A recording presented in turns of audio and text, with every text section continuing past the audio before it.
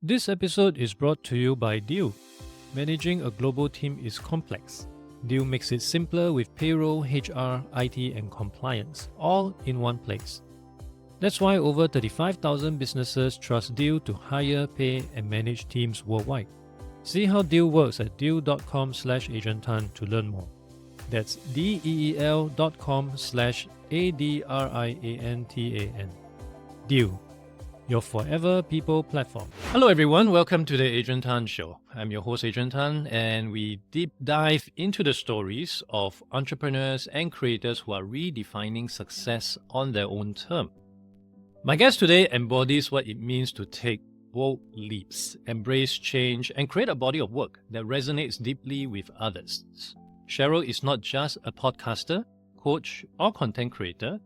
She's someone who has walked away from traditional path, not once but twice, quitting both law school and a PhD program. Just that alone is really triggering my PhD Asian parents in me altogether. We'll touch more on later on. That to pursue her entrepreneurial passions. She describes herself as having gone from the Asian parents' dream child to their biggest disappointment overnight. Yet through sheer determination and self-awareness, she has built a career that makes both herself and her parents proud today. So for those of you who is not familiar with Cheryl, which I highly doubt, she hosts Edit History, a podcast that invites successful entrepreneurs and creators to revisit, review, and even roast the very content that helped them rise to eminence. Her show was shortlisted for the 2024 Asia Podcast Awards and won the 2023 Golden Crane Award, a testament to her impact in the space. But beyond accolades, journey is one of resilience, authenticity, and constant evolution. Whether it's rebranding her podcast to stay ahead of industry shifts, or helping entrepreneurs to compete with AI by building something that truly matters, Cheryl definitely has the insights that challenge conventional thinking about success and creativity. And with that, Cheryl, welcome to the show.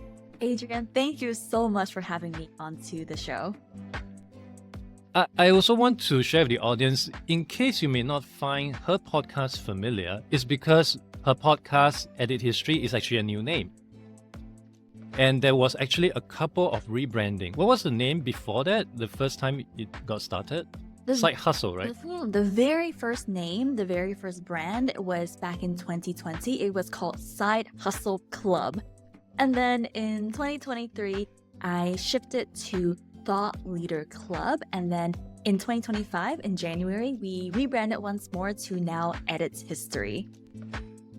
And we'll touch more on that later on. The first thing that I'm really interested to learn from you, and I've gone through some of the podcasts that you've done on other shows as well, is this bit about consistency.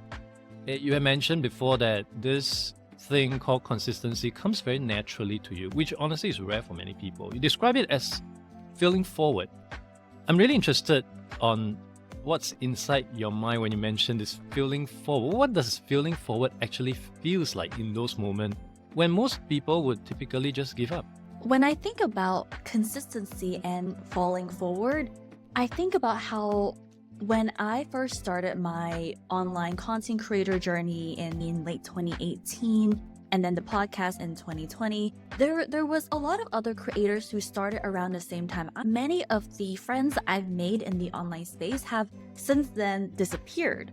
And when I think about why that is, my biggest hypothesis is because a lot of them may not have seen the results or validation that they were hoping for, maybe within a few months or even within a year or two. And as a result, they feel like, oh, I'm just not cut out for this. So they might quit or go do something else. But for me, I think what has really contributed to now being known for the work that I do is because of the consistency and just being in the game long enough for people to associate, oh, Cheryl is a podcaster. Cheryl helps business owners to build a body of, like, those associations are now really strong in people's minds because I continue to move forward and quote unquote fail forward. Even during the times when I was not seeing the results, the engagement, the likes, the views, the downloads that I really secretly hope for. So I think that's what for me embodying failing forward looks like. Did that come naturally to you? Because failing is something that one will not associate with someone who got into law school, who got into a PhD program, I think it's considered a bad word for someone who managed to get into both. So how do you resonate with that? And is that how you feel when it first happened to you? Oh, that's really making me think, because now that you mention it, when I look back at my younger days, like in my academic professional career, I would say that quote unquote success was like I've had pretty good success. Like I was always naturally a studious person, so getting good grades. Yes, it involved hard work, but it wasn't like I failed on the first try. It was usually a pretty smooth sailing journey. But when it came to creating content online and building my own thing from scratch, that was not the case. So to your point about was this always a natural thing, I would say depending on the context, for this particular context, it was definitely something it was something that didn't feel natural at first because I was used to getting results from the beginning. I have to admit that, especially from an academic point of view. So to see that, like I wasn't getting the views or the likes or the comments from the get-go, I was like, like, is this gonna work? But I think what actually helped me stay grounded and continue committing to what I said I would do is because I think when I quit law school back in 2017, 2018, around that time, I think it was kind of like almost like a promise I made to myself, because back then I was living with my parents and I just quit law school and they were so pissed off. They were furious, right? And I decided like I have no other option but to make it work. Like I actually have to find a path forward. So it was around that 2017, 2018 time point when I decided that if I'm going to do something, I want to really, really commit to it, even if it doesn't work out, because I don't know what's going to be next. I don't know what to do after law school. I don't know if this content creator journey is going to work out, but I have to at least keep going to know and to have enough data to make the next decision. When you decided to quit your PhD, that would be the second time that you have decided to quit, law school being the first time. Did having quit before make it easier or even harder when you decide to just call time out on your PhD program? You know, it's interesting because the first time I quit, it felt easier for me, but it was harder for the people around me, like my family, for example. But interestingly, the second time, it was a lot easier for my loved ones to support me. They were very supportive of me quitting the PhD the second time, but it was harder for me personally to quit the PhD. And why is that the case? It would be the ego. I definitely think for me, the ego played a big role because I'm like, I already quit once. I can't quit a second time. Like, I can't be a double quitter. So there was a lot of ego involved the second time around, and I think it made it really difficult. And also, there is a bit of an emotional attachment to the PhD as well. I thought I had finally found a professional career that was such a good fit and was really aligned with my strengths and interests. And so for the audience's context, the reason why I quit the PhD was because of the pandemic, and I decided that at that point in my life, being with my loved ones mattered more than finishing this degree. So that was why I quit the PhD. So I had a lot of attachment towards things like, I really wanted to make this work. It felt like the right decision. I felt like I had so much potential as an academic. So that was also that was holding me back from actually quitting the second time. And there's one part from, I think I got it from one of your podcasts, that you found permission to quit through a stranger's Instagram post. There's something very intriguing and powerful about that. Could you share with us a bit about that post and what specifically about that message resonated with you? Yeah, actually, I have two stories here, actually, now that I think about it. One for the law school quitting and one for the PhD quitting. Interestingly, there was one capstone piece of content from someone else on the internet that came up for me both times. So the first time when I was quitting law school, my classmates were kind of gossiping about me when I shared with them, like, I'm thinking of quitting. My parents are so angry, so furious. So no one around me really, really understood why I wanted to quit. So, I had nowhere else to turn to except Instagram. So I was just scrolling mindlessly to kill time and to get my feels off my chest. And I happened to see this post from this other person who was based in Canada, and she was sharing how she had just quit her fancy corporate job to become a YouTuber. And at that time, I didn't know I wanted to create content. I just know I wanted to quit law school. And hearing how thoughtful she was in explaining her thought process, what she wrote in that particular post was exactly what I needed to see and hear at that moment in time, to feel like, you know what, I'm not the only one who is really seriously considering making a big leap in my career. And her thought process really resonated with how I was feeling. It was very thoughtful. It was well written. She didn't seem like it was just a impulsive decision, but it was a very thoughtfully thought out decision. So hearing someone else's point of view was so helpful for me at that point in time. And then fast forward a few years later, when I was deciding to quit my PhD, it was during the pandemic. And interestingly, I saw an article, I believe it was it the CNA website? I'm not sure which Singapore news website it was, but it was one of the big news sources. And it was they were talking to an anonymous interviewee. So the anonymous interviewee and her partner had just decided to take a sabbatical from their own corporate jobs. They're Singaporeans who took a sabbatical, and it was because of mental health reasons. And it really resonated with me at the time. My now husband and I were separated long distance at that time. He was in Singapore and I was in Hong Kong. And because of COVID, we could not see each other for almost 2 years. And at that point, my mental health was really starting to dip because I missed my loved ones. I was struggling to perform at my PhD. So seeing how someone who was based in Singapore take a sabbatical for their own mental health reasons really resonated with me. And in that article, they also laid out their specific rationale, things that they had to consider. And I was like, wow, like that was so helpful for me to see it from someone else's point of view. So these are both instances of how strangers on the internet had helped me indirectly. Oh, that's amazing. I have also found some interesting epiphany moments when I read some articles. I remember reaching out to... There was a point in my life where I would say I'm borderline suicidal at that point. I was really depressed. And I was reading today's newspaper. I'm not sure if you still remember. It is no longer around anymore. And there was this commentary piece which really got me out of my funk back then. In fact, it was so impactful that I actually wrote into the author to thank him for writing that article and really, snapped me out of that very low moment in my life. So as much as, of course, now you try to be a bit more discerning, a bit more skeptical on the internet because everyone is trying to sell you something.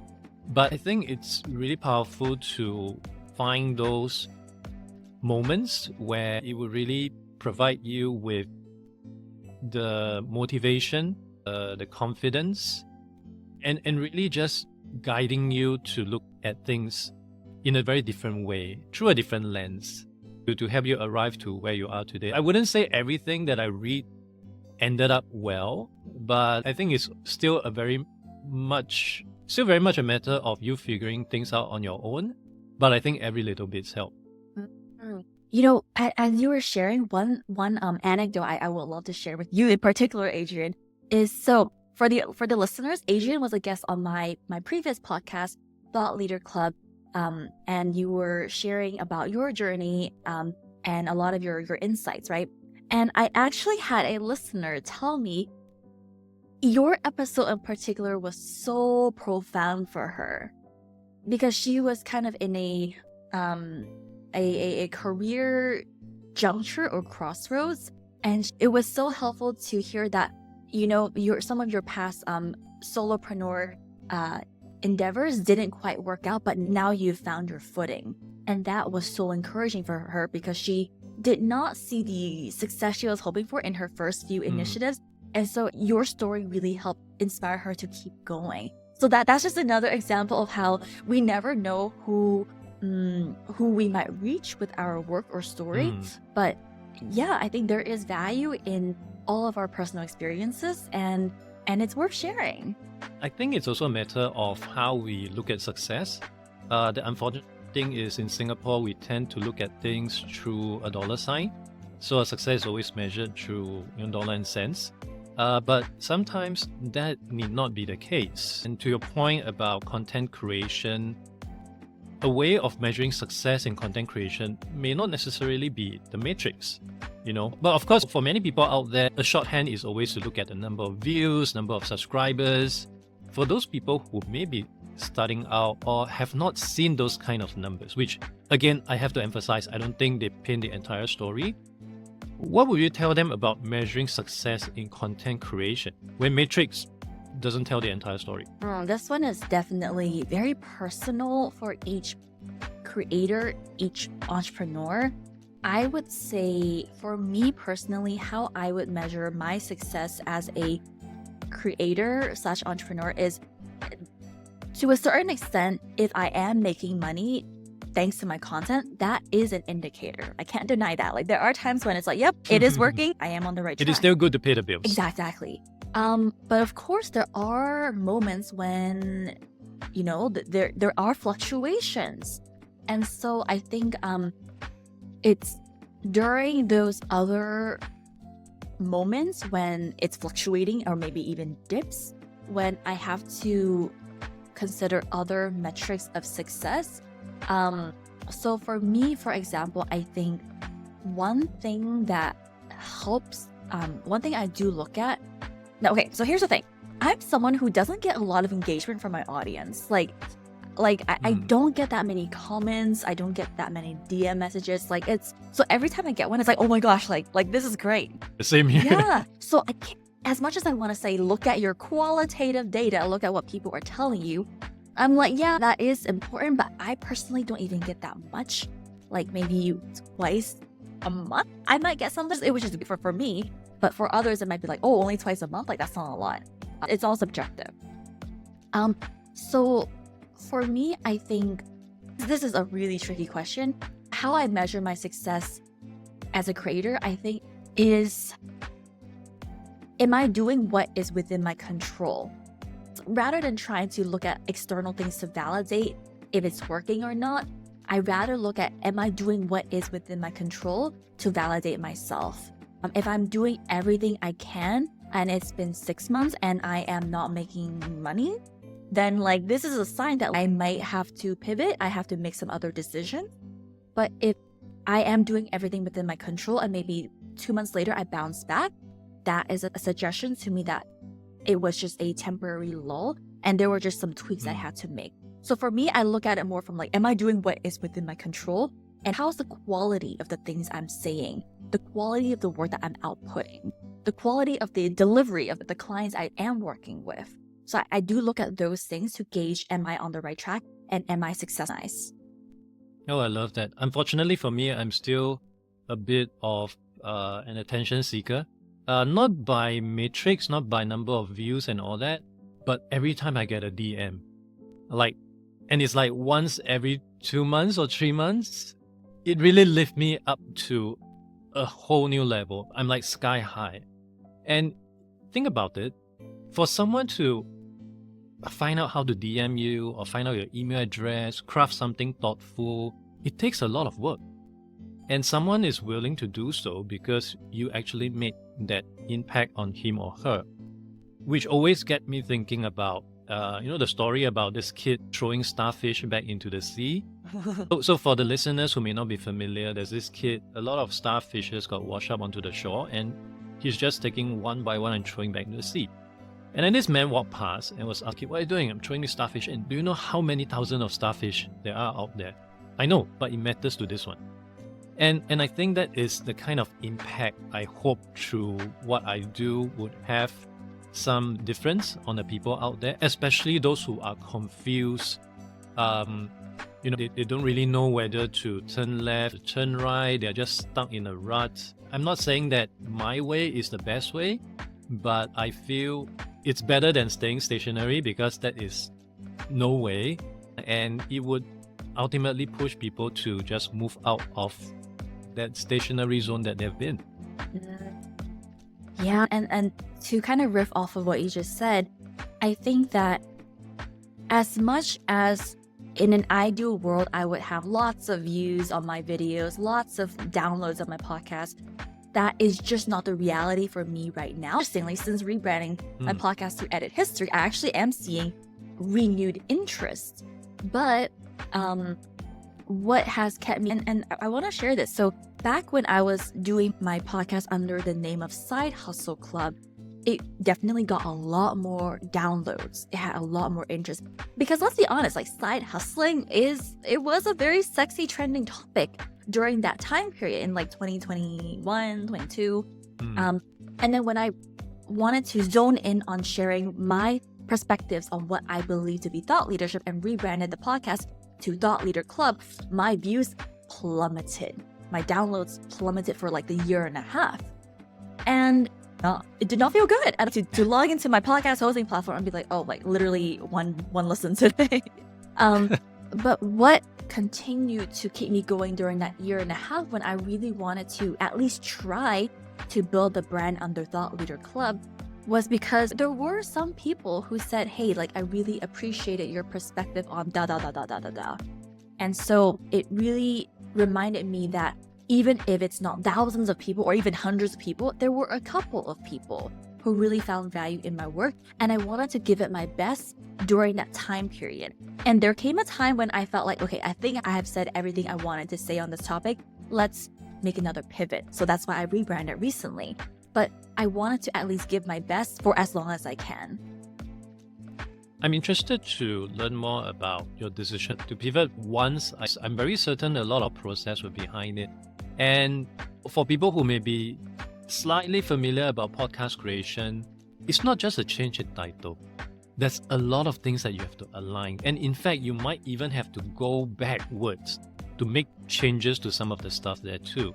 So it's not an easy decision to make. What were your thought process? Were there like, oh, okay, it's a checklist of 10 things. Once I hit these 10 things, it means I should pivot. Or was it more of something that it's on the way, you feel that, okay, I'm done. I have nothing else on side hustle. I should move on. Yeah, so for the pivot from side hustle to thought leadership, it was because number one, I think the way I want to say this is my identity to side hustling or being a side hustler no longer resonated because I stopped being a side hustler. Around that time, I had left my PhD to do my business, my podcast as a primary career. So at that point in time, it no longer felt like I was a side hustler. And I felt like I had outgrown that brand, that title, that identity. So I really feel like I could have continued creating content on what I knew, my experiences from the past, talking to other side hustlers and interviewing them. There were definitely options on the table to continue doing it.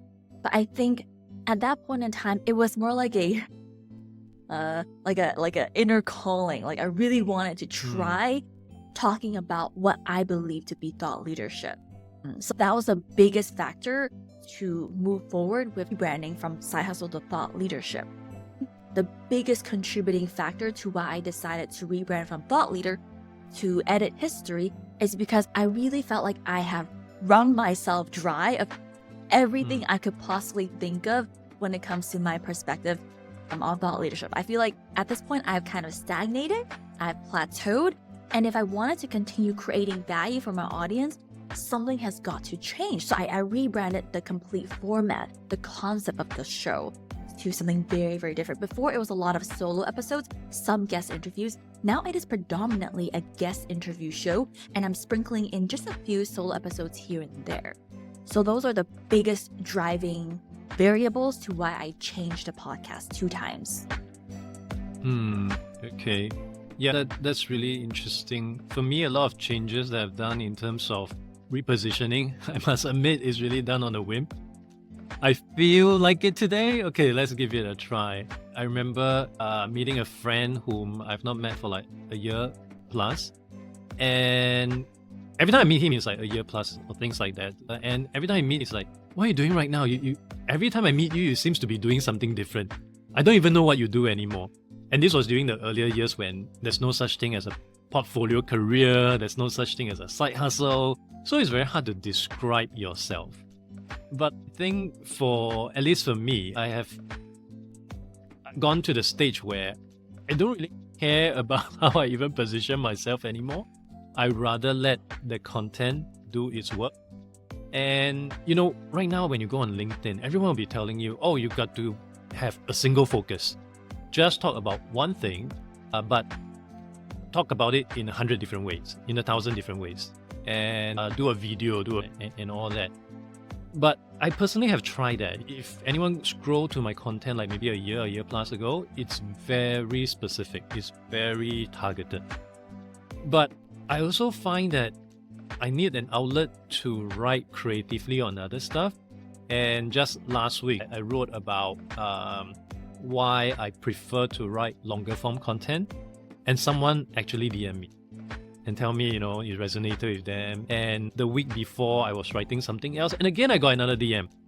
And it's not related to self-employment or anything like that. I personally feel, if you don't really see the kind of returns, whether it's financial or gratitude or whatever actually drives you, then I guess it's timely to look at some kind of pivot. It doesn't have to be a 180 change. It could be just a slight change in direction, looking at things from a different lens. I think all this help. So, which is why even until today, I try to stay away from what the mainstream expect to write on LinkedIn. So I would describe myself like as the anti-guru. So instead of a LinkedIn top voice, I'm like a LinkedIn top noise, and I actually have it in my byline. So I do feel that kind of differentiation would actually help. And ultimately, end of the day, yes, it's nice to impact like 1,000 people, 1,000,000 people. But the truth of the matter is, there's only so many people who would take action based on what you said. And I think if I could just have that small tribe of 10 or 12, they can carry on the message and further amplify it. Yeah, I really love the LinkedIn top noise, your LinkedIn like tagline, headline. And I just want to comment on how one thing I appreciate about you and what you share on LinkedIn is that there's actually character. There's actually something distinct about the things that you post on LinkedIn, because I feel like, honestly, for me, from my point of view, whenever I scroll on LinkedIn, I'm like, oh, okay, same, very salesy, marketing-y. Like the feel of the post is all very similar. And like, I know some of these people personally, but when I see what they write and post on LinkedIn, I'm like, I don't know. Like, I don't think it really is them. Especially if you know them in person, they wouldn't write things like that. Yeah, and then the funny part is that it feels a little formulaic. Like their post feels a little formulaic. The hooky things, the emoji, bullet points, whatever. Like the certain language that they use, flashing how much money they made or the results that they made. It's interesting to see that they do get a lot of likes.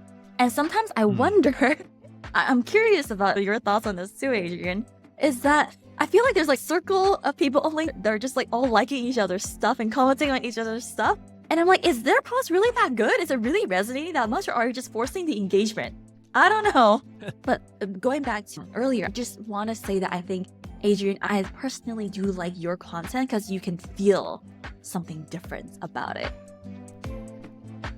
Thank you so much. Yes, you are right. I think it's really a matter of people engaging with each other content, influencing the algorithm to drive up the hits. Because some of the content, I'm like, this kind of content again? How can it get 700 interactions? It just doesn't make sense. Yes, it's a carousel, but then it's still the same content that I've seen last week. It just doesn't make sense. But I think a lot of people also have that self-imposed belief that it must be in that specific manner or it doesn't work. I guess in a way, it's also quite similar to the self-imposed pressure that you may have on yourself, which I want to segue to what you mentioned about your Asian parents never explicitly pressure you before, but you have this narrative about success. I need to be a good daughter. I'm interested to learn, how did that come about, since your parents seems to be quite chill about the whole thing? Yeah. Okay. So for the context for the listener, my parents immigrated to the US. So I was born in the US. They are from Hong Kong. So they are immigrants to North America. I then later grew up in Canada. And throughout my childhood, I would say that My father in particular, he really embodied work ethic. He really wanted to work hard in his job.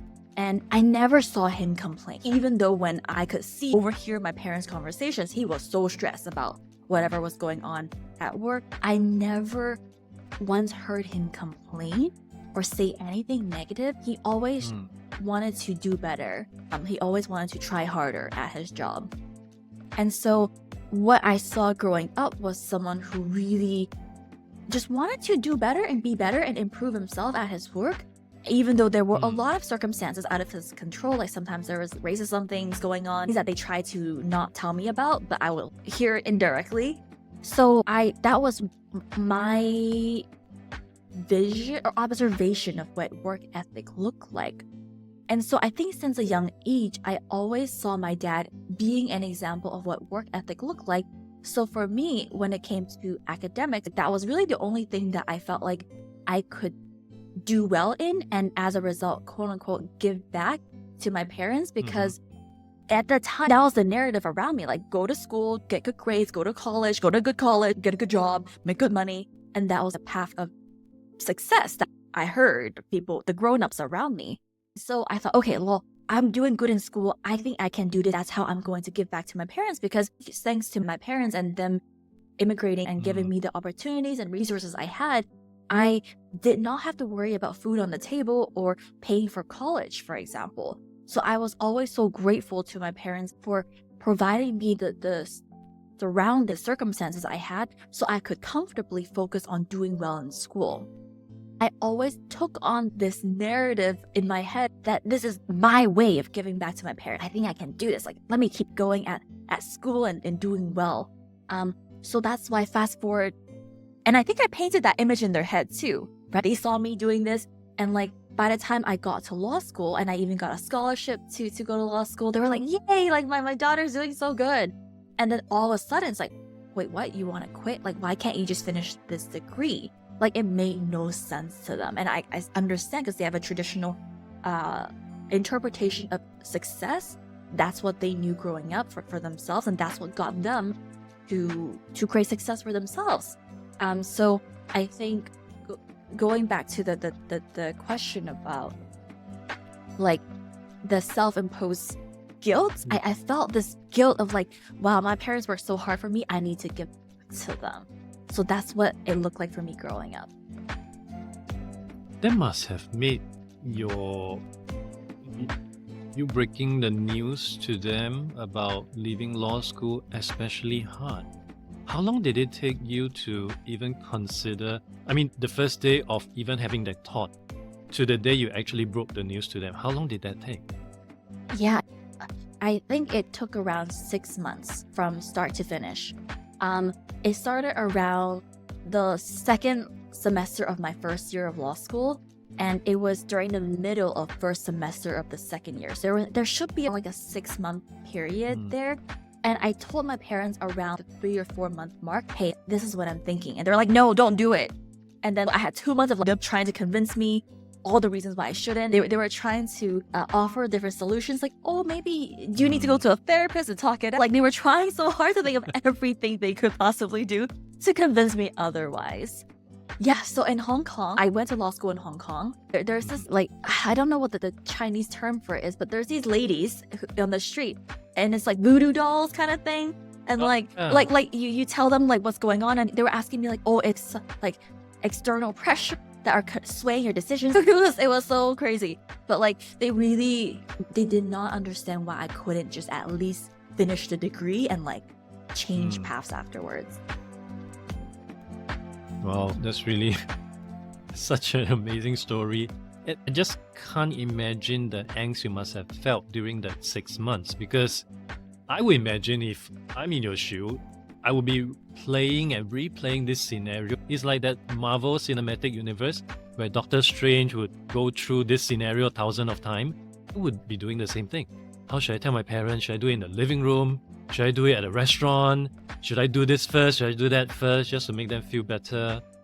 For any fellow Asian entrepreneurs that may be struggling with similar family dynamics, what advice would you have for them if they have to break the news to their parents?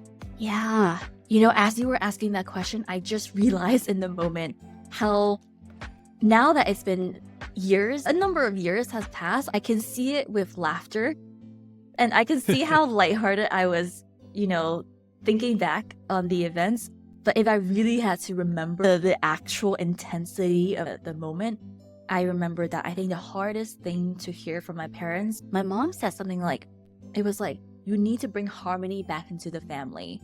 And I was like, harmony back into the family? I was so perplexed. But to them, it really felt like I had disrupted something in the family dynamic or something. And although I couldn't quite understand why it was so extreme to them, I could empathize to a certain extent. So looking back, I think although nothing had worked, I tried several things to ease them into the conversation, nothing really worked. But here's what I will suggest to the audience. I know that my parents are very rational, logical-minded people. So I did bring my flowcharts and tables to them. Do a PowerPoint? It was a PDF. So I did do a document of here are some of my options that I am exploring. I would consider getting a master's degree in something else. And I had no idea what the master's degree was. But here's an option I could consider. Or I could consider getting a full-time job in something that I could immediately, an entry-level job, just to get some money in the door. And then explore another master's degree in something else. Actually, I think those are the two main options. It was going back to school right away, or getting a job. There was an option 3, but I can't remember what it was. But I definitely had the pros and cons of each option. I even laid out okay, if I quit law school now, what are the penalty fees I had to pay out of my own pocket? Did I have to repay the scholarship, for example? I try to think of every single scenario they would come at me with, and I wrote it out, or at least found an answer to their objections. So I think that's number one. Lay out, even if you don't go with any of the options, at least lay out all the options so they could see oh, you've thought it through. Another thing is think of all their objections they might think of and try to at least preemptively think of an answer for each of those objections. For example, do you need to pay your scholarship back? Are you going to pay for it yourself? Because we're not paying for you to quit law school. Things like that, right? And number 3, if my parents are not going to support me career-wise from this point forward, how am I going to financially support myself? So I had to think about okay, well, I think that was a third option. It was maybe getting multiple part-time jobs. I think that was a third option, which I actually did pursue in the end. I did do several part-time gigs at the same time, before then doing a full-time job later on for a few years. But the 2 things I would really recommend is number 1, pros and cons, all your options, pros and cons of each option. And number 2, think of all their potential objections that they will throw at you and try to prepare them. Yeah, that's a great one, to really think on all these possible objections, to have it on hand. It's really very negotiation 101 kind of thing. As you were saying, it reminded me of a sales negotiation program that I took on LinkedIn. It sounded almost the same. I'd like to draw us back to the impact that you have on what you're doing right now through your body of work. I understand your listeners have actually made you custom t-shirts, stickers. Yeah, I have had... I'm so jealous. The only thing my listeners have made for me would be bad remarks. So I'm very interested to understand, what do you think create that level of connection? Because DMs to me is already a lot of work. To do custom t-shirt and stickers, oh my god, that's next level. I will preface this by saying that this particular individual, I have 2 people who made me stickers. For the people who've made me merch, let's just say, I do now have a deeper relationship / friendship with them. So we actually do talk, whether it's on the messages, or they even became a client at one point, right? So I do have a deeper relationship with them since they initially started being a listener. So the first touch point with me was listening to my podcast. And over time, we'd be just chatting a little bit back and forth on DMs. And then eventually, maybe they would become a client because they really felt drawn to my work or felt like I could support them. And even after the working relationship ended, we still continued a friendship/relationship, a very supportive one. So I will say that this was not like an immediate, like, oh, I'm gonna make stickers for Cheryl, but it was a long-term relationship building process. And it wasn't like, okay, how can I build this relationship so they'll make me stickers one day? But it was just like, I genuinely felt their sincerity. Like, they sent me the message in the beginning of how they enjoyed my show, and I sent them a paragraph back. And I think it was just like treating them as not just a listener or a fan, but like someone that I saw on the same level. I think that's the thing. Because a lot of folks, I think they try to position themselves as an authority, you know, as you should. Like, if you have an expertise, like, you should definitely be showcasing that. But I think for me personally, something that sits better with me is if I see the other person eye to eye and I felt like they're at the same level as me. If I can help you in a certain area, great. If I can't, no problem. You're still my colleague, you're still my friend, you're still a peer. And but that sincerity could be felt, I think, with a lot of my audience members, quote unquote. If you ever come up with a systematic way of trying to get someone to make stickers for you, please share with me privately. I'll be happy to try out your advice. And someone else also mentioned to you, there isn't, and I quote, there isn't a single podcast that I've traveled with, listened to for years, and always turn to beside yours. That's a really powerful quote. But as Spider-Man famously said, with great power comes great responsibility. Do you feel any sense of responsibility on your shoulder with that kind of statement and that kind of impact? Now that you phrase it that way, I'm like, actually, a little bit. I do feel a little, and what I'm feeling right now is like, not gonna lie, there are definitely moments where I'm like, oh, like, I should just quit and like go back to a 9-to-5 job and just like hide from the internet and like not do anything online. Because there are discouraging days when it's like, it feels like, oh, things aren't working, or like, do people even like my stuff, or like, it's not working, etc., etc. So there are moments where I'm like, I just wanna just hide from the internet. I'm just embarrassing myself, Cheryl. Like, just stop.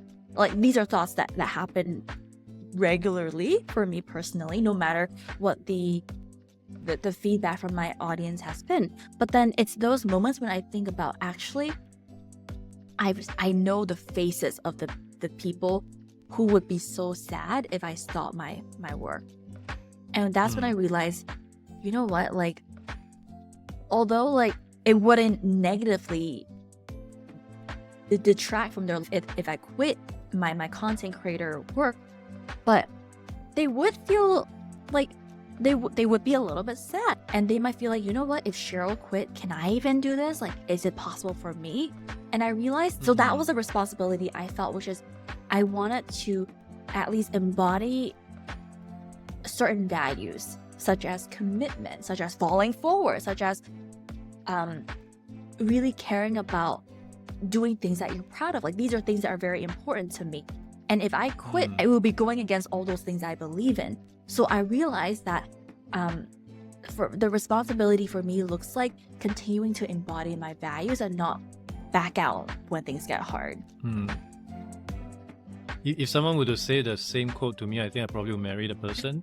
But I can't imagine the kind of responsibility one would have, because your impact, your story has made someone think in a different way and really move in a very different direction, which along the way I realized it's something that I feel I also should be mindful of, which is why I steered away from, you know, those kind of TLDR LinkedIn posts where you just cut out everything in the middle. It's just, you know, from start and then you reach the end miraculously, because you really do not want to be the person to push someone off a cliff.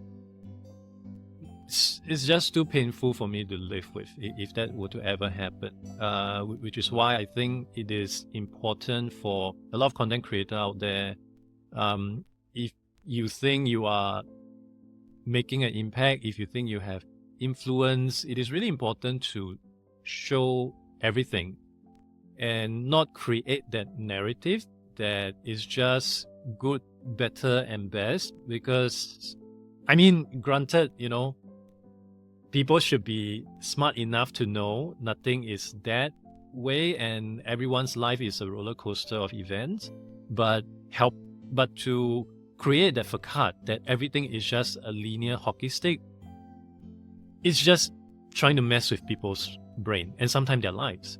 So I think that is really important. So I think that also helped me to really limit myself when it comes to giving advice. I'm quite fearful of giving advice nowadays because I always tell myself, but I'm in a very different situation. Should I be telling you that? It might not apply to you. Maybe you should look at what I did wrongly and then try to discern what may work for you. But very much on that note, I'm very certain you have gone through many aspects of lives, a lot of hard knocks along the way. What are some of the best advice that you probably would bet your fortune on that everyone would advise against? What would I advise but others might advise against? Yes. I really would advise someone, if there's something you want to do or try, at least explore your options. Like, don't say no right away because it's not practical, or I'm not qualified. At least explore what it might look like if you at least tried, and what would those first steps be. Because I think a lot of times people just count themselves out and say no to opportunities or no to ideas or things they would like to explore right off the bat without even trying anything. So for me, I think, for example, like if you want to start a podcast and you're like, I have nothing to say, so I shouldn't even post anything online. It's like, okay, like what would it look like if you did do 3 episodes? Like, what would you talk about? What would you try? Or what kind of experience would you want to build more of before you start podcasting?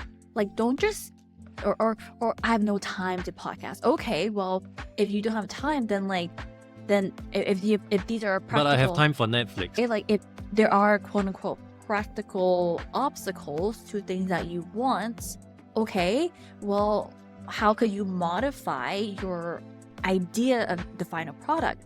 Is it instead of doing a 30-minute episode, you do a 10-minute episode?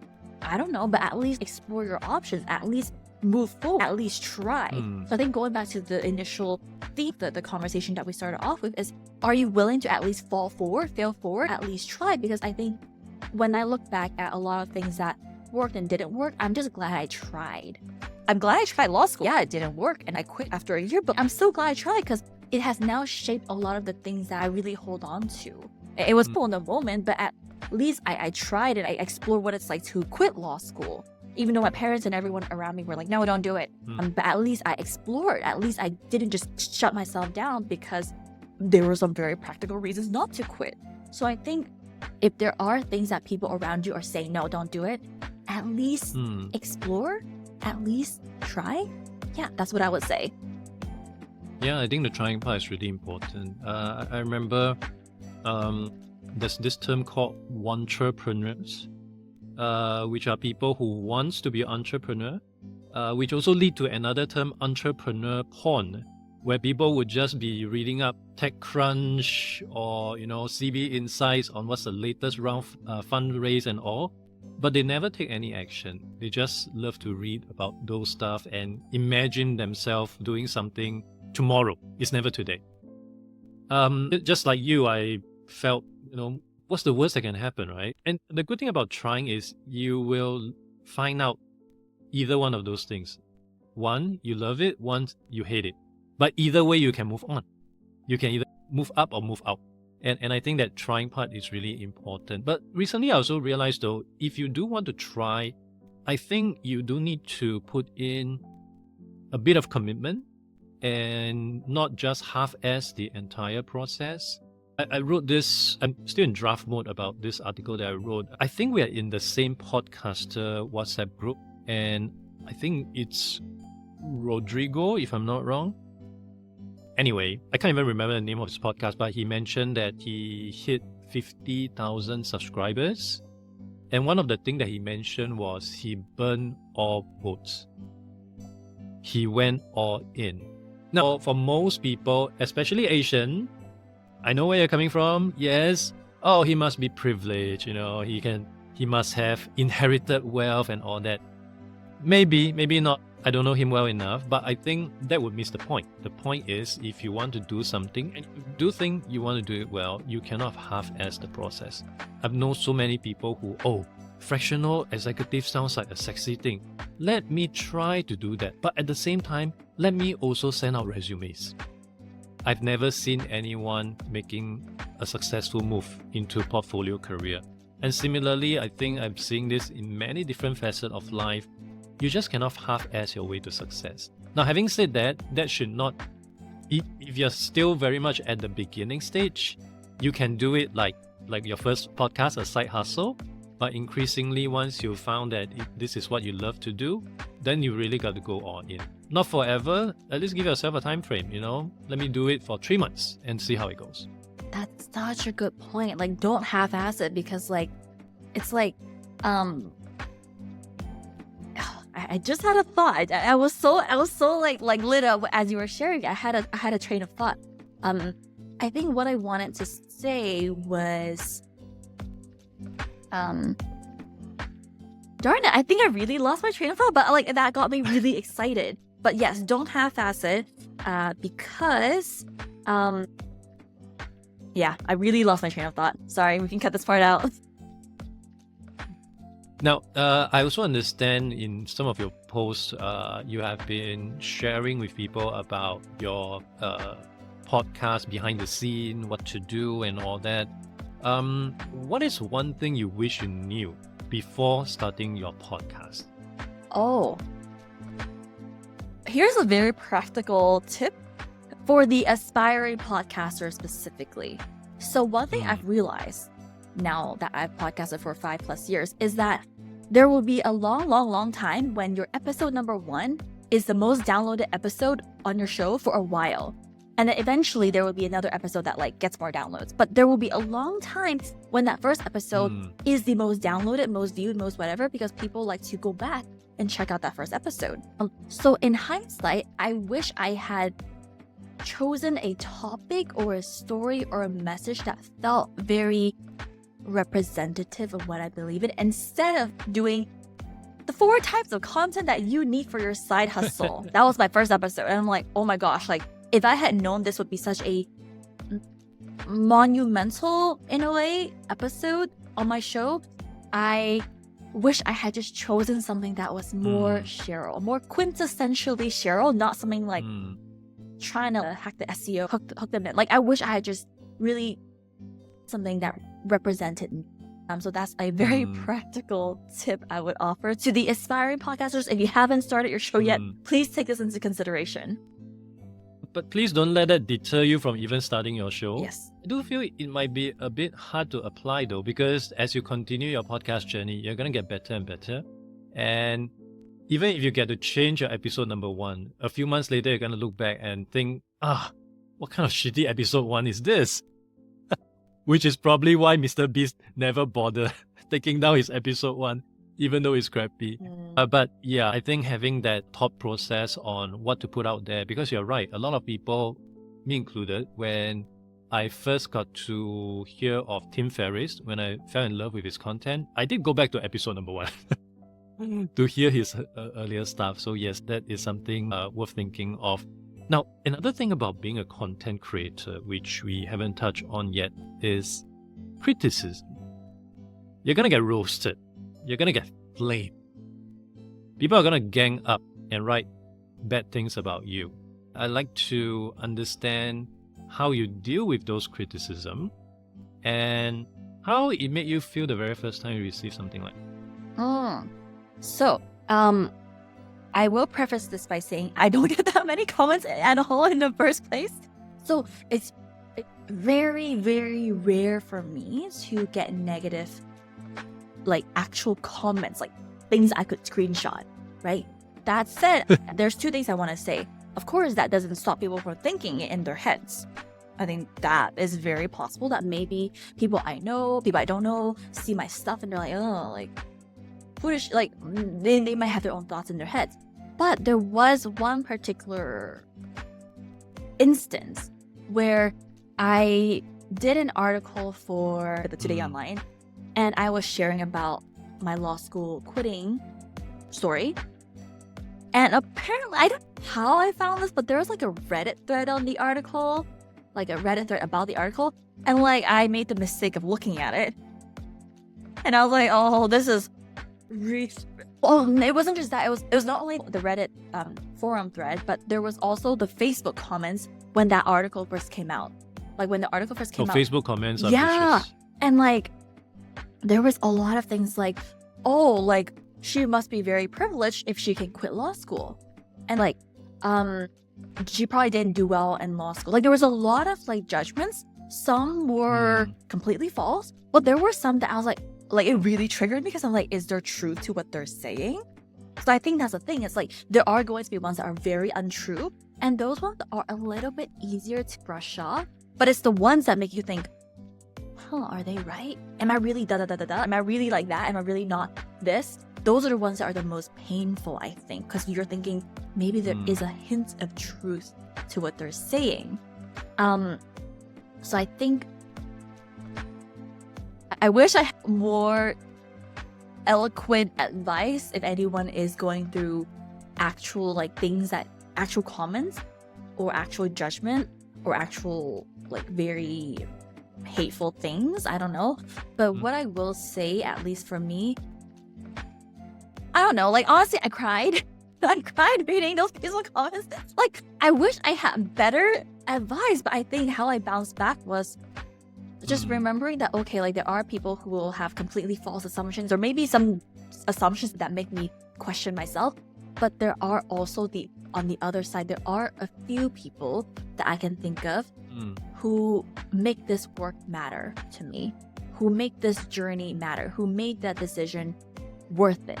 So it's always just grounding back to the few people that I know who not just have my back, because maybe they might just be a follower and we don't have a close relationship, but it's remembering that, no, this decision, this thing that I'm doing, it's important. It's important to me to keep going. I can't just quit now just because I got like a whole Facebook thread on these assumptions or hateful things that they're saying. Yeah. I think it was Steve Jobs who said something along the line, if you don't have haters, you're not trying hard enough. Which I found really helpful. Unfortunately, I only read that after I got my first flame. And I remember I was so affected by that the entire day, and it was on Facebook. I wasted the entire day trying to think of the perfect comeback. That never happened. And by next day, I've forgotten about it. But unfortunately, it is something that is part and parcel of, I guess, any content creator. And as the saying goes, nobody has ever changed the world reading the comments, so don't bother reading the comments in the first place. Yeah. Yeah, because people are vicious, especially on Twitter or Facebook and sometimes Instagram, because they can hide behind, a fake account and all that. I guess in a way you just have to remember, there's definitely going to be people who dislike you for whatever reason, but your existence is not because of them, because of the people that has appreciated and felt the impact from you, and people who eventually created merchandise for you, which still waiting for someone to create a merch for me. So for any listeners out there, happy to take any merch that you have in mind. Now, final question. How do you want your body of work to be remembered? Okay. This one's, I wish this was a more like grandiose, like very what's the word? Like, I wish what I'm about to say was more like humanitarian or like good for the world. Honestly, selfishly, I just really want my body of work. I just want people to think, oh, yeah, Cheryl was really, like, she has some really good things to say. Like, she's just pretty smart. Like, I like her. Like, it's very simple. Like, I just want people to have a good impression of the work I did, because I think what drives me is I like to do things that I'm proud of, things that I enjoy. Like, I'm really grateful I get to even create a podcast on the internet. Like, very, very, it's a lot of fun for me. So it's a very simple answer, but I just want people to have good things to say or a good impression of my body of work. I mean, yes, like if it helps people, great. If it leaves a really deep, profound impact, yes, that's even better. But honestly, at the base of it, I'm just like, I just want people to like it. Yeah, and I'm very certain a lot of people like it, including myself.